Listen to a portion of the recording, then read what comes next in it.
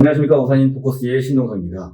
오늘의 뉴스를 소개해드리겠습니다. 오산경찰서가 금융 사기를 막은 일상 속의 영웅인 은행 직원과 택시기사에게 표창을 수여했습니다. 최근 보이스피싱으로 인한 금융 피해 사례가 끊이질 않고 있는 가운데 일상 속에서 시민의 도움으로 보이스피싱 피해를 예방한 사례가 미담으로 전해지고 있습니다. 오산경찰서는 지난 14일 일상 속에서 기지를 발휘하여 보이스피싱 피해를 예방한 은행 직원 A씨와 보이스피싱 현금 수거체 검거에 도움을 준 택시기사 B씨에게 표창과 신고 포상금을 전달했습니다. 기업은행 오산지점 직원인 A씨는 2,500만 원을 현금으로 인출을 요구하는 고객에게 사용처 등을 묻는 과정에서 이용 중인 대출을 타 금융기관에 저금리 대환대출 신청을 했는데 이것이 약정 위반이라는 전화를 받았다는 말을 들었다네요. 은행 직원 A씨는 보이스피싱 피해자인 것을 확신하고 해당 고객에게 보이스피싱 사례를 설명하고 인출을 지연시킨 후 신고하여 2,500만 원 피해를 막았다는 것이죠. 또한 택시기사 B씨는 20대 여성 승객이 물건 전달받는 일을 한다며 행선지를 변경하는 것이 의심되어 112에 신고하고 경찰에게 하차한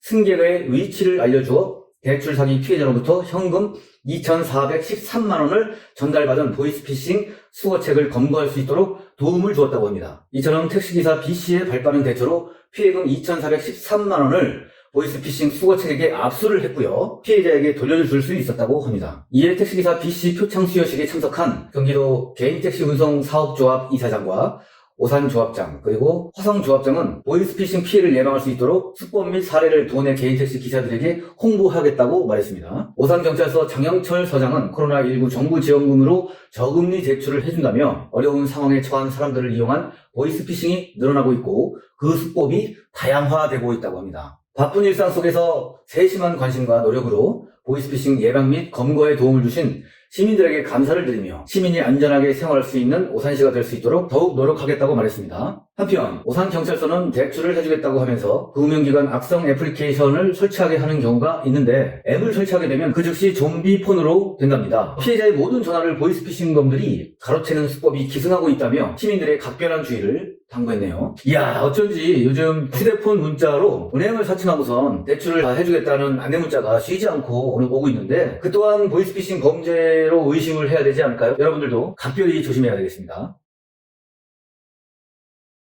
다음 뉴스입니다. 오산시가 복지사각 주민 구출을 위해 빈틈없는 민관 협력으로 노숙인의 삶에 희망을 주었다고 합니다. 오산시의 적극적인 복지 행정이 지역사회에 잔잔한 감동을 주고 있는데요. 오산시에 따르면 부산동 일원에서 노숙 생활을 하던 A씨가 26일 10여 년간 노숙 생활을 마감하고 시와 후원자가 마련한 보금자리에 입주해 새로운 삶을 시작하게 되었다고 밝혔습니다. 노숙인 A씨는 인근 동탄 제2신도시 개발 과정에서 생활 근거를 잃고 수원, 화성 등을 전전하며 10여 년간 노숙 생활을 이어가다 지난 겨울부터 고향 땅이 바라보이는 오산천 상류, 화성, 오산 경계에 폐 텐트로 움막을 짓고 생활하기 시작했다고 합니다. 12월 동절기 노숙인 안전순찰 중 A씨를 발견한 담당 공무원은 안전을 우려해 임시주거 지원을 제안하며 수차례 설득했지만 10여 년간 타인의 도움 없이 노숙 생활에 익숙해진 A씨는 어떤 도움도 필요 없으니 돌아가라며 완강히 거부했다고 하네요. 담당 공무원은 지난 1월 매서운 한파가 찾아오자 임시로 이불과 겨울 침낭을 제공했고 매일같이 핫팩을 들고 안부를 확인했다고 합니다. 공무원들의 정성에 A씨는 닫혀있던 마음이 누그러져 지난주 드디어 마음의 문을 열었다고 하네요. 오산시는